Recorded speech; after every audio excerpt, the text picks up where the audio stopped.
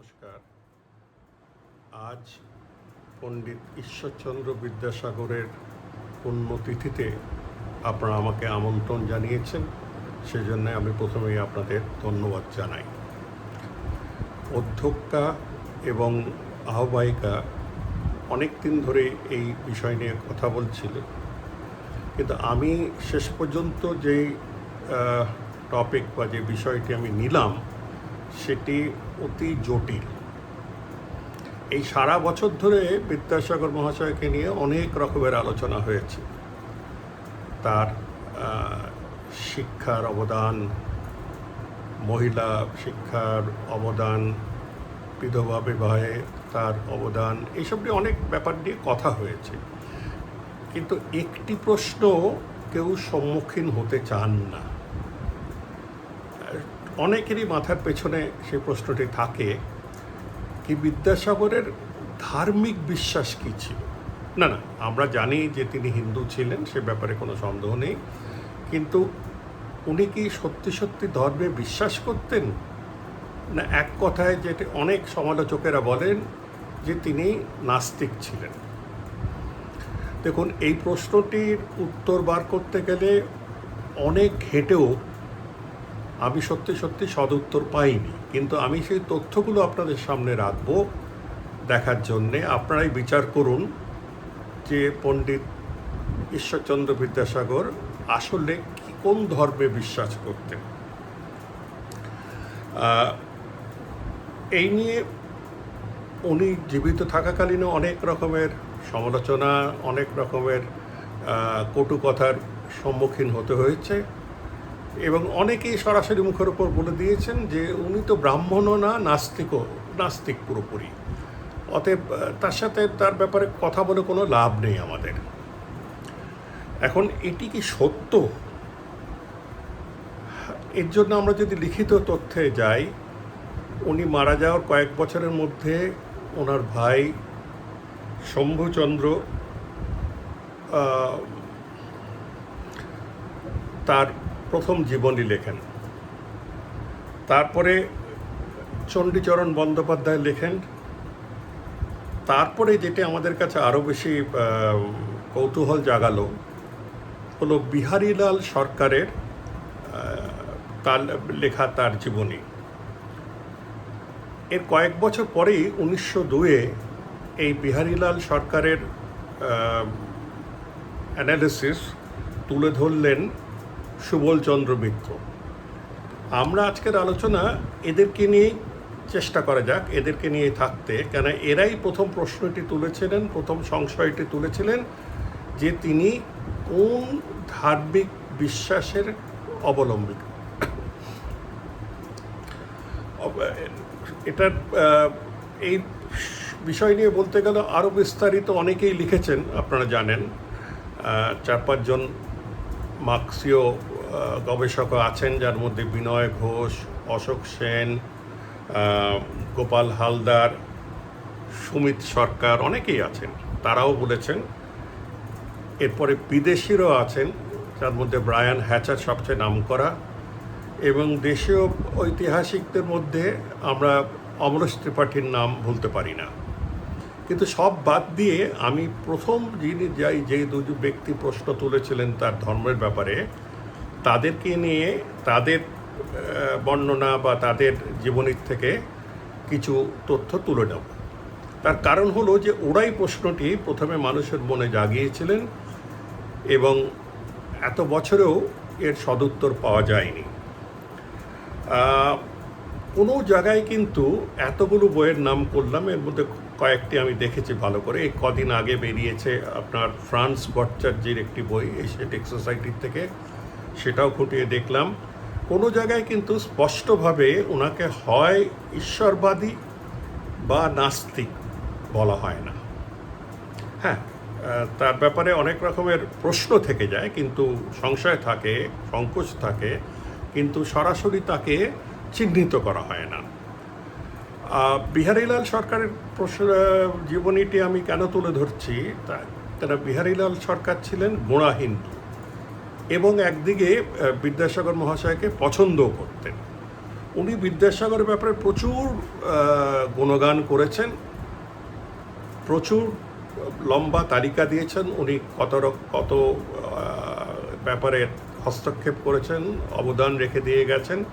কিন্তু একটি ব্যাপারে তিনি বোধহয় তৎকালীন হিন্দু সমাজের মতামত বা প্রেজুডিস তুলে ধরলেন, যখন উনি বললেন, যেখানে উনি বললেন যে উনি হিন্দু সমাজকে সর্বনাশ করে দিয়ে গেলেন। এখন এই হিন্দু সমাজ যার কথা তিনি বলছেন, এটা কিন্তু তিনিও পুরোপুরি বোঝেননি বোধহয়, যে এই হিন্দু সমাজ কিন্তু উচ্চবর্ণীয় হিন্দুদের, মানে ব্রাহ্মণ, বৈদ্য, কায়স্থ, বণিক, এদেরকে নিয়ে এই সমাজ, যারা বাংলার 10-11% মানুষ, তাদের সমাজটাকেই তিনি হিন্দু সমাজের সাথে গড়িয়ে ফেলেছিলেন। যাই হোক, উনি এবং অন্যান্য লেখকদের বই থেকে আমি যে কটি পয়েন্ট বার করতে পেরেছি, তার মধ্যে প্রথমে ধরুন, উনি কিন্তু পৈতে পড়তেন। উনি অতখানি ধর্মবিরোধিতা করেন, উনি পৈতে পড়তেন এবং ব্রাহ্মণের মোটামুটি আচার মানতেন। শ্রাদ্ধ করেছেন, উনি প্রত্যেক চিঠির ওপরে লিখতেন শ্রী শ্রী হরি শরণম। উনি এই নিষিদ্ধ খাদ্য যেরকম মুরগি খেতেন না, এমন কোনো বিদ্রোহ দেখাতেন না তার ধর্মের বিরুদ্ধে। মদ্যপান তো করতেনই না, বরং মদ্যপান যারা করত তাদের বিরুদ্ধে তিনি আন্দোলনও করেছেন। এইসব নিয়ে এবং আমরা এগিয়ে যেতে পারি আরও কয়েকটি ব্যাপারে আসবো আমরা, যেখানে দেখা যাচ্ছে যে ওপরে উনি এক সৎ ব্রাহ্মণ পণ্ডিতের চিহ্ন সব বজায় রেখেছিলেন। অনেকেই ভাবেন উনি ক্রমাগত হিন্দু সমাজ বা ব্রাহ্মণ সমাজকে আক্রমণ করে গেছেন। আমি বিনীতভাবে বলবো, তিনি কখনোই বিনা কারণে আক্রমণ করেননি। তিনি অযথা আক্রমণে বিশ্বাসই করতেন না। এবার তার উল্টো দিকটা দেখা যাক। সেখানে দেখা যাচ্ছে যে তাকে কেউ মন্ত্র পড়তে দেখেনি। হ্যাঁ, ছোট ভাই বলেছেন যে তিনি গায়ত্রী মন্ত্র সন্ধান করতেন, কিন্তু সে ভাইও বলে দিয়ে গেছেন, লিখে দিয়ে গেছেন যে এই সন্ধান বা গায়ত্রী মন্ত্র অতি যান্ত্রিকভাবে উনি করতেন, খুবই যান্ত্রিকভাবে, মানে তার মধ্যে কোনো হৃদয় ছিল না। উনি তার একটা কর্তব্য পালন করছে, কর্তব্য শেষ করছে। পুজো তো করতে কেউ দেখেনি, মন্দিরেও কোনো দিন ঢোকেনি। উনি শাস্ত্র এবং ধর্মের ব্যাপারে প্রচুর শিক্ষিত হওয়া সত্ত্বেও উনি কোনোদিন ধর্মশিক্ষা নিয়ে আলোচনা করেননি বা ধর্মশিক্ষা কাউকে দেননি। এটার থেকে নিজেই বিরত থেকেছেন। তাকে অনেকবার প্রশ্ন করা হয়েছে, অনেকবার চাপ দেওয়া হয়েছে, কিন্তু উনি এর মধ্যে কোনোদিনই ঢুকতে চাননি। তিনি ব্রাহ্মণদের কখনো দান, মুক্ত হস্তে দান দেয়নি। ব্রাহ্মণ হিসেবে, ব্রাহ্মণ বা পুরোহিত হিসেবে দান দেননি। সেই দানই তিনি দিয়েছেন অনেক বেশি মাত্রায় তার ছাত্রদের। তার মধ্যে অনেকেই ব্রাহ্মণ ছিল। তার মানে ওনার মতবাদ ছিল যে ব্রাহ্মণের দানের অধিকার, দক্ষিণার অধিকারে তিনি বিশ্বাস করেন না। এছাড়া আমরা যদি তার জীবনীতে একটু ঘেঁটে দেখি, দেখবেন শৈশব থেকেই কিন্তু এই কয়েকটি ভাব তার মধ্যে ছিল। খুবই শিশু অবস্থায় যখন তার পরিবার, তার পিতা ঠাকুরদাস তাকে চেষ্টা করলেন যে কুলদেবতার মন্ত্রতে দীক্ষিত করতে, তাকে বোঝাতে, তিনি কিরম শুনতে চাইলেন না। তো পিতা সেটাকে ছেলে মানুষ বলে ছেড়ে দিয়েছিল। এরপরে তার মা এরপরে তার ঠাকুরদাদা চেষ্টা করেছিলেন। ঠাকুরদাদা অনেক বুঝিয়ে টুঝিয়ে কোলে বসিয়ে তাকে বুঝিয়ে বললেন যে দেখো, এটা আমাদের কর্তব্য এই মন্ত্রটি জানা। কিন্তু শিশু বিদ্যাসাগর বা শিশু ঈশ্বরচন্দ্র অন্যদিকে মন দিতে আরম্ভ করলেন এবং ঠাকুরদাও ছেড়ে দিলেন। তারপরে মা তাকে আদর করে বুঝিয়ে বললেন, মার কথাও তিনি শুনলেন না। তার মানে অল্প বয়স থেকেই দেখা যাচ্ছে তার রিচুয়ালের প্রতি, তার এইসব প্রথার প্রতি তার একটা মানসিক বিরোধিতা আছে।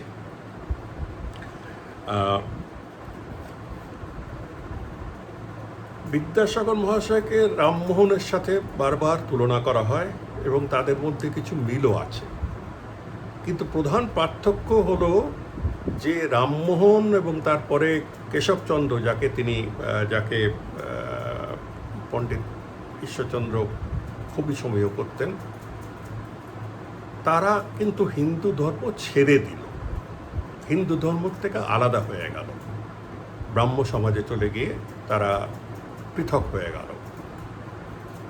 বিদ্যাসাগর মহাশয় দেখলেন যে তাতে কিন্তু তাদের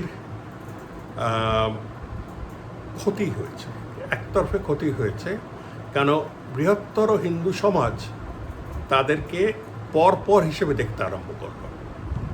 সেই থেকেই বোধহয় বিদ্যাসাগর মহাশয়ের মাথায় এটি এলো যে কখনোই হিন্দু ধর্ম কাঠামো বা হিন্দু ধর্মর চৌহদ্দি ছাড়বেন না। কিন্তু রামমোহন রায়ের সাথে তার যে মিল, সবচেয়ে বড় মিল হলো যে দুজনেই যুক্তিবাদী ছিলেন।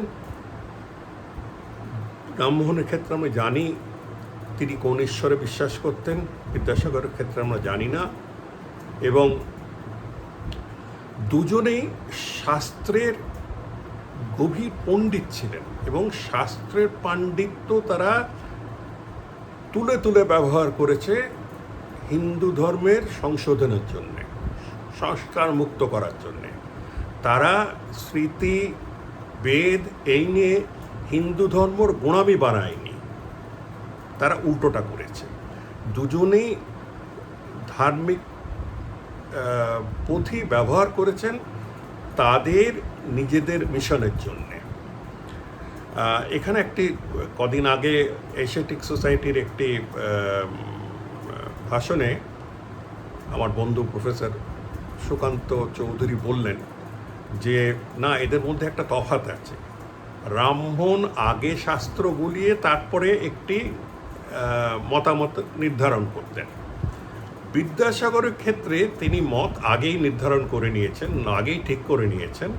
পরবর্তীকালে গিয়ে তিনি পুঁথি ঘেঁটে দেখতেন, তিনি শাস্ত্র ঘেঁটে দেখতেন তার জন্যে কি সাক্ষ্য প্রমাণ বা তার জন্যে কতখানি সাপোর্ট পাওয়া যায়। যদি এইটাই যদি সত্যি হয় তবে দুজনের মধ্যে আরেকটি পার্থক্য দেখা দিচ্ছে। এছাড়া বিদ্যাসাগর মহাশয় হিন্দু ধর্মের মৌলিক কয়েকটি বিশ্বাস, যার মধ্যে শুদ্ধ অশুদ্ধ, পবিত্র অপবিত্র, এতে একেবারেই বিশ্বাস করতেন না। এই আচারে যারা বিশ্বাস করেন না বা করতেন না তখনকার দিনে, তাদেরকে সরাসরি আক্রমণ করা হতো, তাদেরকে ম্লেচ্ছ এবং অচ্যুত বলে হিন্দু সমাজ সরিয়ে দিত। কেন হিন্দু সমাজ এই ব্যাপারে খুব গোঁড়া ছিল যে তাদের এই আচারটুকু মানতে হবে, এঁঠো কাঠো, এঁঠো শুদ্ধ অশুদ্ধটা মানতে হবে। উদাহরণস্বরূপ আমি বলি যে যখন কলকাতায় কলেরার মহামারী হলো, তখন বিদ্যাসাগর মহাশয় তার নিজের বাড়িতে কিছু লোককে তুললেন, তাদের জাতপাত না জিজ্ঞেস করি, এবং কলেরা পেশেন্টদের যখন তাদের অবস্থা যখন খারাপ হতে চললো বা তারা যখন তখন মলমূত্র পরিত্যাগ করতেন, বিদ্যাসাগর মহাশয় নিজে হাতে গিয়ে সে মলমূত্র পরিষ্কার করেছেন। অতএব কোনটি পিওর, কোনটি ইমপিওর, কোনটি শুদ্ধ, কোনটি অশুদ্ধ, কোনটাতে ক্ষতি হয়, এসবে একদম বিশ্বাস করতেন না। আশ্চর্য! তখনকার দিনে উনি করে এসছেন, আজ থেকে কত শত বছর আগে। ওনার কাছে মানব সেবাই ছিল তার বিশেষ ধর্ম। এটি বারবার আমাদের মনে রাখতে হবে যে তার ধর্ম যদি খুঁজে বেড়াতে হয় তবে আমরা এক কথায় বলতে পারি মানব সেবা। কিন্তু মানব সেবাকে তো ধার্মিক আপনার বিশ্লেষণের মধ্যে ফেলা যায় না। অতএব ওই আমাদের ওই বাইনারিটি চলে এলো যে তিনি নাস্তিক ছিলেন, অ্যাগনস্টিক ছিলেন, এই নিয়ে অনেকবার কথা হয়। এবার বিদ্যাসাগরকে অনেক সময় ব্রাহ্মণ বিরোধী বলে আক্রমণ করা হয়েছে। তার প্রমাণ বা নিদর্শন হিসেবে আমরা বলতে পারি, তিনি যখন তার বাবাকে নিয়ে কাশী গিয়েছিলেন, বাবাকে দেখতে কাশী গিয়েছিলেন, মাকে নিয়ে গিয়েছিলেন, সেখানকার ব্রাহ্মণেরা ঘিরে ধরেছিল দানের জন্যে, পুণ্যের জন্যে, তাকে পুণ্য দেওয়ার জন্যে। তিনি বললেন, পুণ্য কিনা যায় না এরমভাবে, আর আমি কোনো দানই করবো না আপনাদের। ক্ষিপ্ত ব্রাহ্মণেরা জিজ্ঞেস করলো, তার মানে কি আপনি বিশ্বেশ্বর অন্নপূর্ণা কাছে এসে পুণ্য নিতে চান না, আশীর্বাদ নিতে চান না? বিদ্যাসাগর সরাসরি জবাব দিলেন যে আমার কাছে ভগবান আমার বাবা এবং আমার মা। এই যে সরাসরি বলার স্বভাবটি, এটি অনেক তার জীবনের লেখকেরা লিখেছেন, উক্তি করেছেন। কাশীতে এই ঝগড়ার পরেও, হ্যাঁ, এই ঝগড়ার পরে ব্রাহ্মণ সমাজ তো তার ব্যাপারে গালমন্দ করবেই, এই নিয়ে আশ্চর্যের কিছু নেই। এবং অনেকখানি তার বিরুদ্ধে যে অপপ্রচার হয়েছে, সেটা কিন্তু এই কারণে যে উনি দান দিতেন না। ব্রাহ্মণ পুরোহিতরা যখন দাবি করত, তিনি দানের সাগর ছিল। আপনারা সকলেই জানেন যে তিনি দানের সাগর ছিলেন, দানে ছড়িয়ে দিতেন, যাকে তাকে দান দিতেন। কিন্তু এ ব্যাপারে তিনি কখনোই মনে করেননি যে এই জাতিটির একটি জন্মগত অধিকার আছে অন্যদের কাছ থেকে দান কেড়ে নেবে বা দান নিয়ে নেবে, দক্ষিণা নিয়ে নেবে, আর তার বিনিময়ে তার যাজবনকে তারা আরও ধার্মিক কয়েকটি পয়েন্ট বাড়িয়ে দেবেন। কাশীর পরে, হ্যাঁ আচ্ছা, কাশীতেও আরেকটি এই আছে যে উনি বাঙালি ব্রাহ্মণদের এই উগ্র মনোভাবটি তিনি পছন্দ করেননি। কাশীতে থাকাকালীনই তিনি মারাঠা ব্রাহ্মণদের নিয়ে বাড়িতে খাওয়াতেন, বাইরেও খাইয়েছেন। তাকে জিজ্ঞেস করা হলে বলতেন যে দেখো, তারা ধর্মে ডুবে আছে, তারা কি স্পষ্ট এবং কত ভক্তি দিয়ে তারা বেদ পাঠ করেন। নাস্তিক হলে কিন্তু এরকম কথা বলতেন না।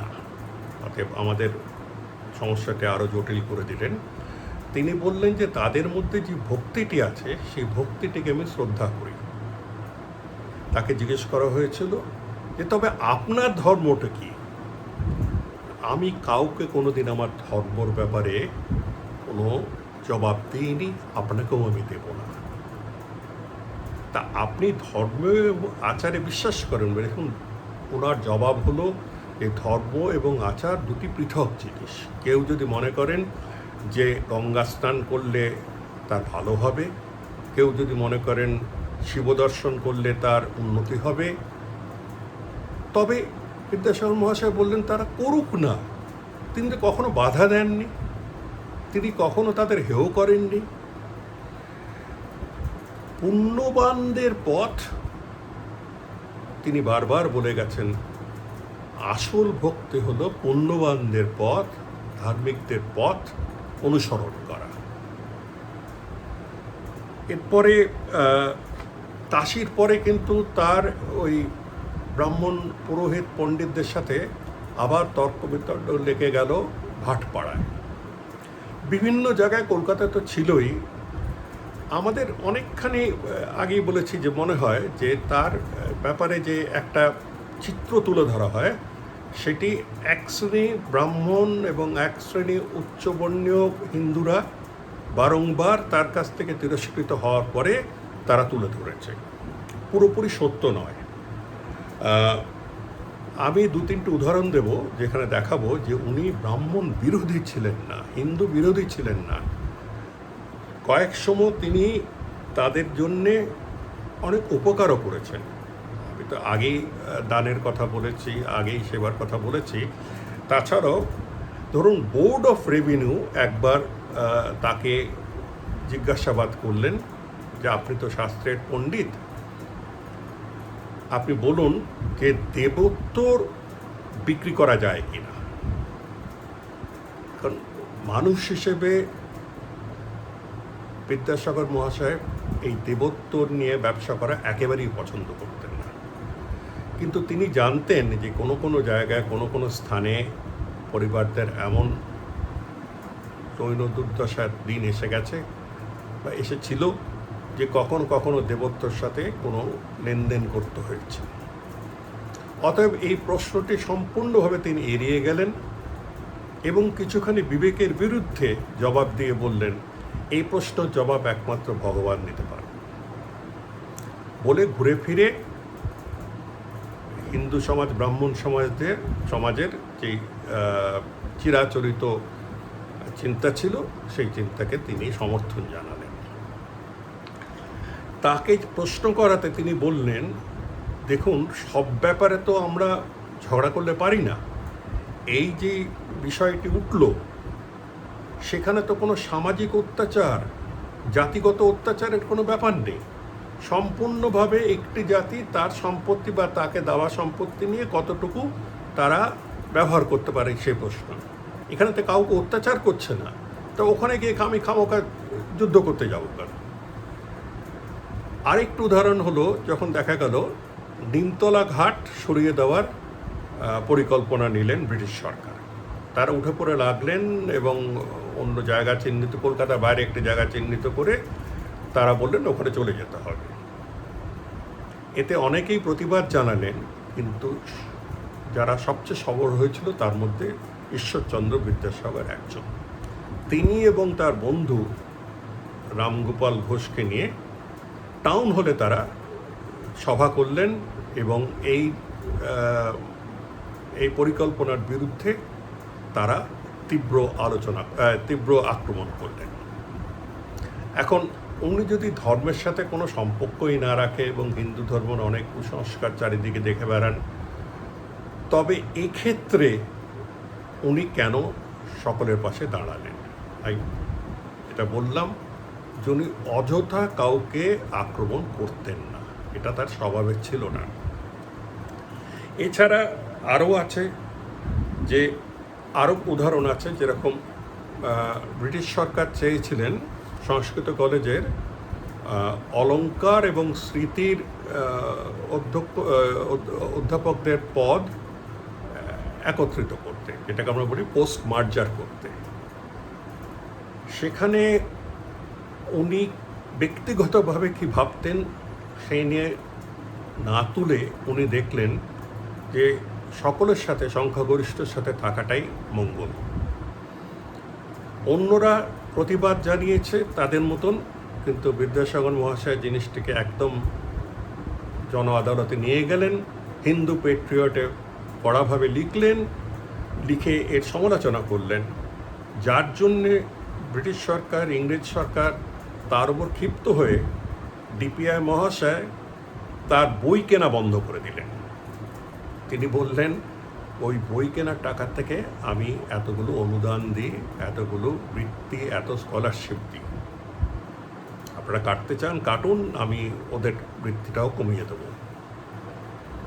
তাকে ব্যক্তিগতভাবে সরকার আক্রমণ করলেন, কিন্তু তা সত্ত্বেও উনি ওনার মত থেকে সরেননি, কেন তিনি জানতেন সংস্কৃত কলেজের পণ্ডিতেরা এ ব্যাপারে একমত।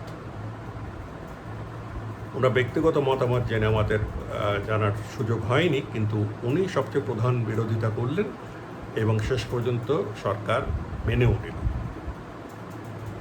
এরকম 2-3টি উদাহরণ আমি আপনাদের দেখালাম যে বিদ্যাসাগর কিন্তু অযথা বা অকারণে গিয়ে কাউকে খেপাত না, এটি একটি সম্পূর্ণ ভুল ধারণা। উনি বেধর্মীদের কিভাবে তাদের চোখে দেখতেন, এই নিয়ে অনেক রকমের প্রশ্ন আছে। আমরা যে ঔদার্য পরিচয় পেলাম তার থেকে জিনিসটা স্পষ্ট যে উনি জাত পাত ধর্মে বিশ্বাস করতেন না এবং অন্য ধর্মের লোকেদের উনি যথেষ্ট সম্মান দিয়েছেন এবং ধর্মের বিচার করেনি। এটা উচ্চ শ্রেণীর ক্ষেত্রেও যা, নিম্ন শ্রেণীর ক্ষেত্রেও তা। সাহেব মিশনারিরা যখন তার কাছে আসতেন বা তার সাথে মিশতেন, তিনি কখনো কোনো বিভেদ রাখেননি। তিনি একেবারে সমপর্যায়ে তাদের সাথে কথাবার্তা বলেছেন। মাইকেল মধুসূদন, যাকে নিয়ে এত সমালোচনা, এত বিতর্ক হলো কলকাতা শহরে, মাইকেলের পাশে দাঁড়িয়েছিলেন এবং মাইকেলকে একমাত্র আসল সাহায্য ইংল্যান্ডের তিনিই করেছিলেন। মাইকেল অনেককে লিখেছেন, মাইকেল মধুসূদন দত্ত অনেককে লিখে সাহায্য চেয়েছিলেন, কিন্তু বিভিন্ন কারণের জন্যে তারা দেয়নি তাকে। তিনি বিদ্যাসাগর মহাশয়কে লেখার পরেই বিদ্যাসাগর মহাশয় তাকে সাহায্যটি পাঠালেন। এবং শুধু সাহায্যের জন্য আমরা বলছি না, আমি বলছি এই জন্যেই যে মাইকেল মধুসূদন দত্ত বা রেভারেন্ড কৃষ্ণমোহন বন্দ্যোপাধ্যায়, যার কাছেই হোক, যে খ্রিস্টানদের উনি কোনো অন্য চোখে দেখতেন না এবং তাদের বিরুদ্ধে বা তাদের ধর্মের বিরুদ্ধে কোনো কথা বলতেন না। একই ব্যাপার মুসলমানদের ক্ষেত্রে। উনি বোধহয় প্রথম ধর্মনিরপেক্ষ প্রবক্তা ছিলেন, ধর্মনিরপেক্ষতার প্রবক্তা ছিলেন। এই ব্যাপারে বিহারীলাল সরকারও বারবার বলে গেছেন যে মুসলমানদের উনি অনেক খাতির করতেন। এই মুসলমান খাতের নিয়ে এখন কত রকমের তর্ক বিতর্ক চলে। একটি ছোট গল্প আছে, আবার সেই ওই জীবনীর থেকেই বলছি, যেখানে উনি গঙ্গার ঘাট থেকে ফেরার সময় দেখেন এক বৃদ্ধ মুসলমান ভিক্ষুক তার স্ত্রীর উপর ভর করে চলছেন এবং ভিক্ষা চাইছেন। উনি কিছু টাকা বার করে তার হাতে দিলেন, তার কাঁধে হাত রেখে বললেন, আচ্ছা বলুন তো, আপনার খুব কষ্ট হচ্ছে না? বললেন, না, এই তো দিলেন আপনি। বলে, না না, এতে তো আপনার কিছুক্ষণ খাবার মিটে যাবে, কিন্তু আপনার সত্যি বলুন তো, প্রাণ থেকে কি খেতে ভালো লাগছে, যে কি কি খাবার আপনি খাওয়ার স্বপ্ন দেখেন? মুসলমান ভদ্রলোক এসে বললেন, ওই ফুলকো লুচি খাইনি অনেকদিন, আর সাথে একটু মিষ্টি দই। ফুলকো লুচি আর মিষ্টি দই খাওয়াবার জন্য তিনি হাত ধরে তাদের নিয়ে গেলেন নিজের বাড়িতে। সেখানে বসিয়ে কন্যাকে বললেন রান্না করতে এবং গরম লুচি তার হাতে তুলে দিলেন। এই মুসলমান ভিখারি এত কৃতজ্ঞ হলেন যে তিনি কাঁদতে আরম্ভ করলেন। তাতে বিদ্যাসাগর মহাশয় তার কাঁধে হাত রেখে বললেন যে আপনি প্রতি রোববার এসে খাবার নিয়ে যান, খেয়ে যান আমার বাড়িতে। এখন উচ্চ শ্রেণী মুসলমানদের সাথে সদ্ব্যবহার করা এক রকমের জিনিস, আর নিম্ন শ্রেণী মুসলমানদের সাথে সেকুলারিজম দেখানো আরেকটি পৃথক জিনিস। একটি সংযুক্ত সমস্যা ছিল তখনকার দিনে, যে বিলেতে তো অনেক ভারতীয়রা চলে গেলেন, মানে অনেক হিন্দুরা চলে গেলেন পড়াশোনা করতে, তখন উৎসর মাথায় চলে গেছে। দেশে যখন ফিরলেন তাদের কিন্তু হিন্দু সমাজ অন্য চোখে দেখতে আরম্ভ করলো এবং তাদের একঘরে করে দিল। এই বিলেত ফেরত ছাত্রদের সমাজে ফিরিয়ে আনার জন্যে বিদ্যাসাগর মহাশয় আরেকটি প্রচেষ্টা তুললেন এবং তার মধ্যে তার এই বিলেত ফেরতদের জন্যে যেই প্রোগ্রাম, তার সবচেয়ে বেশি উপকৃত হলেন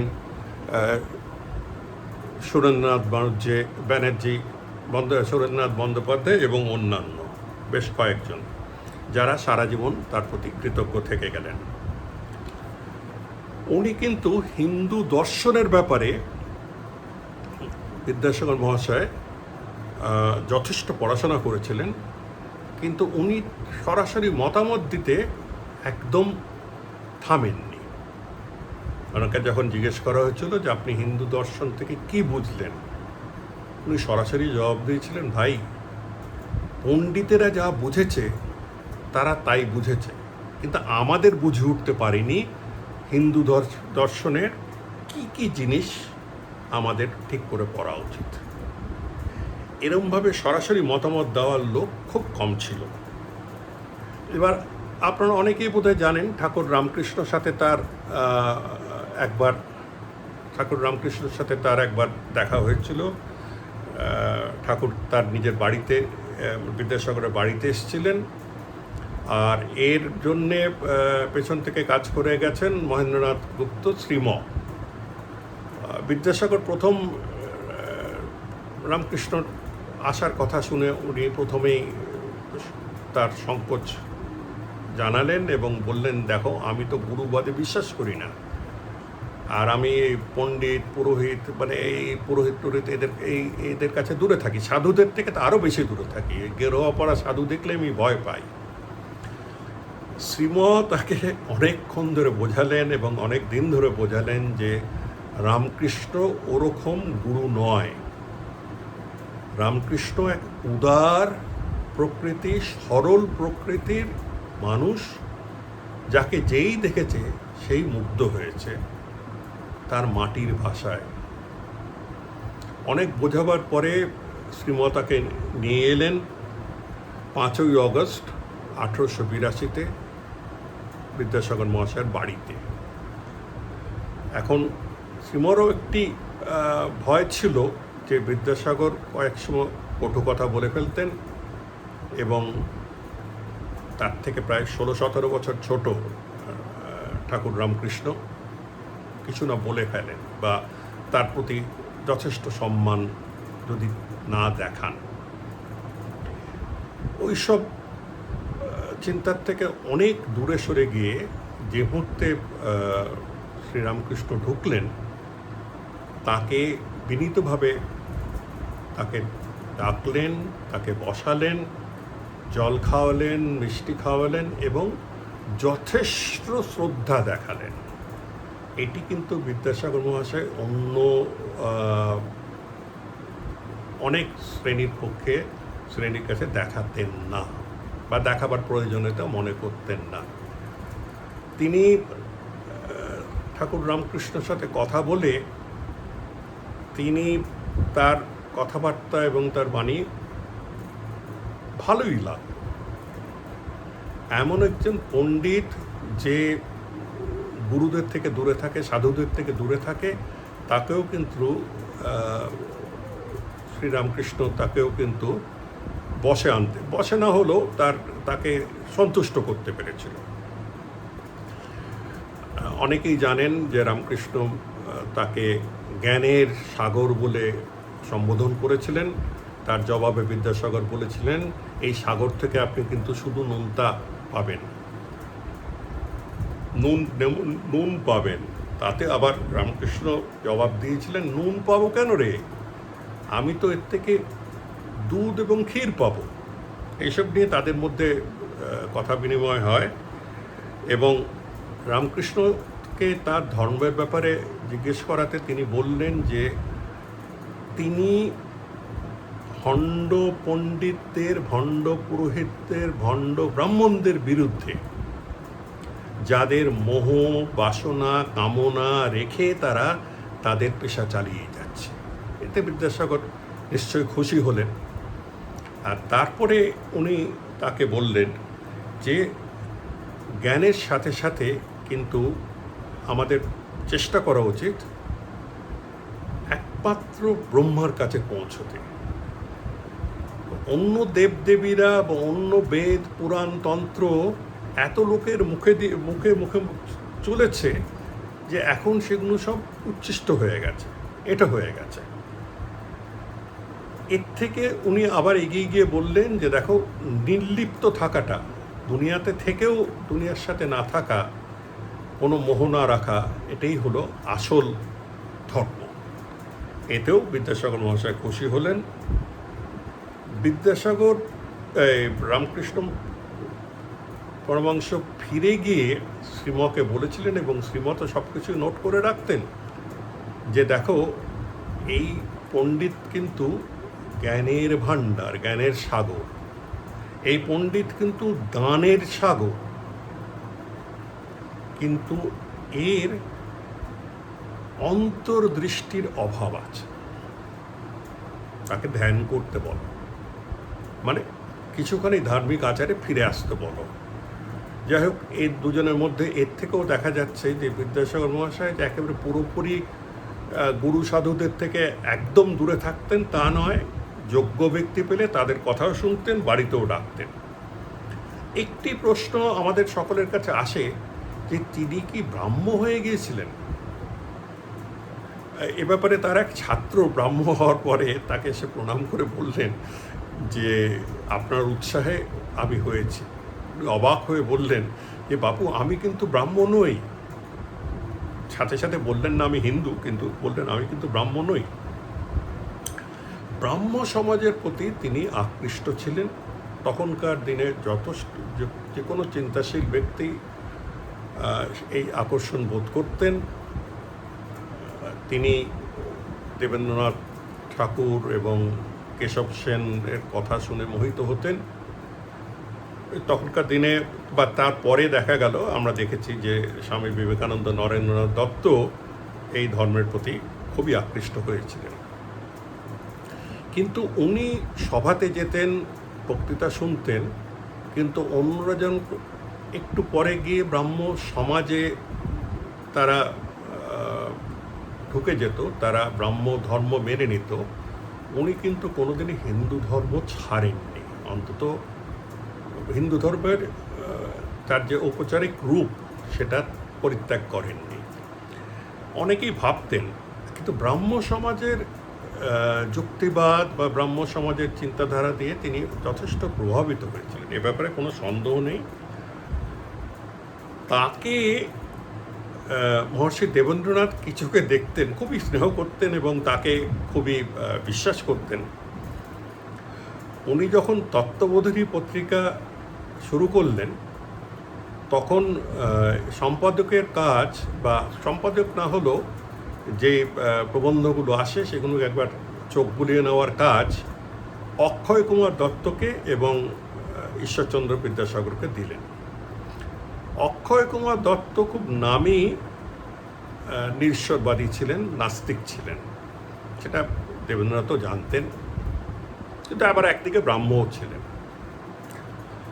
বিদ্যাসাগরের ব্যাপারটা একটু গোলমেলে বোঝা মুশকিল, কিন্তু একবার শ্রী রাজনারায়ণ বসুর একটি প্রবন্ধ, যেটি মেদিনীপুরে খুবই প্রচলিত হয়েছিল, সেই প্রবন্ধকে এরা দুজনে গ্রহণ করতে সম্মতি দিলেন না। এই খবর যখন পৌঁছলো, রাজনারায়ণ বসু ক্ষুব্ধ হলেন এবং দেবেন্দ্রনাথ মহাশয় বললেন যে এই দেখছে, এই নাস্তিকগুলোকে এবার আমার একটু ঠিক করতে হবে, নাহলে ব্রাহ্ম সমাজে যাবে। নাস্তিকগুলো কথাটা ব্যবহার করেছিলেন। শুধু নাস্তিক বললে আমরা বুঝতে পারতাম যে তিনি অক্ষয় কুমার দত্তর কথা বলছেন। নাস্তিকগুলো বলতে আমরা ধরে নিতে হবে যে বিদ্যাসাগরকেও তিনি নাস্তিকই মনে করেছিলেন। তা আমরা দেখতে পাচ্ছি যে তিনি এ ব্যাপারে অনেক লোকের ধারণা ছিল যে তিনি নাস্তিক। তবে আসলে কি ছিলেন তিনি? যদি নাস্তিকও না হয়, ধর্মবিশ্বাসী ধার্মিকও না হয়, প্রশ্নবাদী না হয়, যাদেরকে বলে যুক্তিবাদী না হয়, বা যুক্তিবাদী তো ছিলেন, এতগুলোর মধ্যে তার আসল বিশ্বাসটি কী ছিল?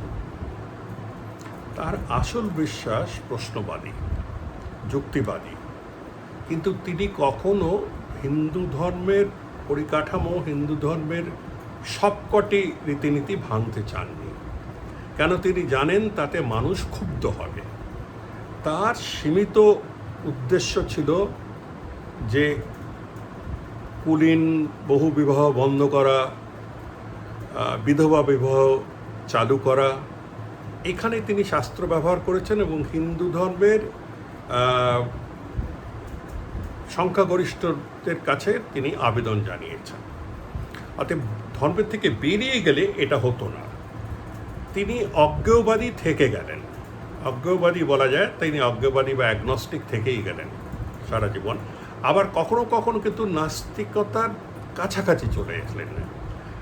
আমাদের মনে রাখতে হবে, কোনো ব্যক্তি কোনো আদর্শ সারা জীবনের মতন, কিছু আদর্শ তো রাখেই আমরা সারা জীবন, কিন্তু কোনো ভাবনা আমরা কিন্তু চিরস্থায়ীভাবে গ্রহণ করি না।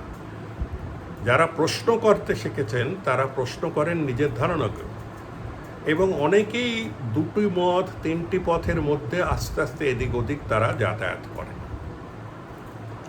এটা মনে রাখতে হবে। এবং শেষ করার আগে আমি একটি কথা বলবো, যে তাকে সবচেয়ে ভালো বর্ণনা দিয়েছেন বিদেশি গবেষক এবং অধ্যাপক ডেভিড কফ। ডেভিড কফ বলেছেন যে ভারতীয় সেকুলারিজম বা ভারতীয় ধর্মনিরপেক্ষবাদ একটি অন্য শ্রেণীর। বিদেশে বা পাশ্চাত্যে ধর্মনিরপেক্ষ বললে ধর্মের বিরুদ্ধে চলে যেতে হয়, কারণ খ্রিস্টান চার্চ অনেক বছর ধরে তারা যুক্তিবাদের উপর আক্রমণ চালিয়েছে, এবং এখন যাদেরকে উদারপন্থী বা লিবারেল বলা হয়, গণতান্ত্রিক বলা হয়, তারা কিন্তু সেই চার্চের বিরুদ্ধে কয়েক শত বছর ধরে লড়েছে। অতএব পাশ্চাত্যের ধর্মনিরপেক্ষতা হলো ধর্মের বিরুদ্ধে, কিন্তু ভারতবর্ষের ধর্মনিরপেক্ষতা হলো সব ধর্মকে সাথে রেখে কোনো ধর্মের প্রতি কোনো বিশেষ কোনো আকর্ষণ না দেখানো বা বিশেষ কোনো সুবিধা না দেওয়া। এই যে সব ধর্ম মিলিয়ে যাওয়া, মিলে চলা, এটি ডেভিড কফ ঐতিহাসিক প্রথম দেখলেন ঈশ্বরচন্দ্র বিদ্যাসাগরের মধ্যে। এখন এটি আমার বক্তব্য, যে এই ধর্মনিরপেক্ষবাদ মানে ভারতীয় ধর্মনিরপেক্ষবাদ যদি আমরা আগে বুঝতে পারতাম বা এখনও বুঝতে পারি, তবে কিন্তু এখন যত রকমের আমাদের অসুবিধার সম্মুখীন হতে হচ্ছে বা যত রকমের দ্বন্দ্ব ঝগড়া খুনোখুনি দেখা দিচ্ছে, অনেকখানি দুপক্ষের কিছুখানি ভুল বোঝাবুঝির জন্যে। গোঁড়া হিন্দুরা মনে করেন বা হিন্দুবাদীরা মনে করেন যে তাদের যতখানি শ্রদ্ধা আছে ধর্মের প্রতি, সেটা বোধহয় অন্যদের নেই। আর অন্যরা যতক্ষণ পাশ্চাত্য ধর্মনিরপেক্ষতাবাদ মানে ওয়েস্টার্ন সেকুলারিজম সাথে ধরে থাকবে, যেটাকে একসময় বলা হতো নেহরুপন্থী ধরে থাকবে, ততক্ষণ কিন্তু মানুষের থেকে তারা সরে যাবে। সাধারণ মানুষ রামায়ণ মহাভারতে বিশ্বাস করে, আমি আপনি করি কিনা সেটা খুব একটা সামনে তোলা মানে খুব একটা ওদের কাছে ম্যাটার করে না। তাদের ধার্মিক বিশ্বাসকে আমাদের কিছুখানি গ্রহণ করতে হবে, মেনে নিতে হবে।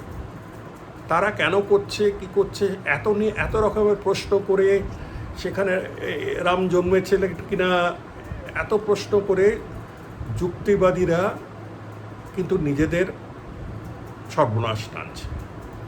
যুক্তিবাদীও থাকা যায়, আবার ধর্মের সাথেও থাকা যায়। এটি পণ্ডিত ঈশ্বরচন্দ্র বিদ্যাসাগর আমাদের শিখিয়েছেন। আর এই পরিস্থিতির মধ্যেও অনেক রকমের উন্নতি করা যায়। এই বলে আমার বক্তব্য শেষ করছি। নমস্কার।